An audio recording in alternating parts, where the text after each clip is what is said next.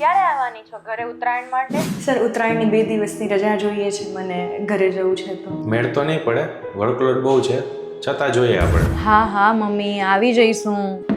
Sir તમને પહેલી મેં ઉત્તરાયણની 2 દિવસની રજાનું કીધું હતું. વિચારીએ છીએ હજી, જોઈએ. હા ક્યારે આવસ સંક્રાંતમાં ઘરે? ક્યારે આવસ ઘર તઈ? તે કીધું નહીં તો ક્યારે આવસ ઘરે? ટિકિટ બુક કરાવી કેદી આવસ તું ઘરે? અરે હા મમ્મી યાર, મેં તને કીધું ને કે મને રજા મળશે એટલે હું આવી જઈશ. નથી મળી રહી રજા, શું કરું હું? સોરી, મેં તને કીધું ને મને રજા મળશે એટલે હું આવી જઈશ. સર મેં તમને પહેલી ઉત્તરાયણની 2 દિવસની રજા વિશે પૂછ્યું હતું, તમે કાંઈ વિચાર્યું પછી? તમને કીધું ને કે વર્કલોડ છે, જોઈ લઉં છું, નહીં મળે અત્યારે. એક તો વર્કલોડ આટલું છે ને તમારે રજા જોઈએ છે. આટલી રજા જોતી હોય તો જોબ જ ના કરાય. જ્યારે હોય ત્યાં રજા માંગવા આવી જાવ છે.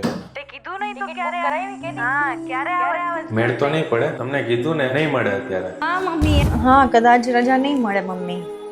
ના મેં વાત તો કરી છે પણ ના જ પાડે છે સર.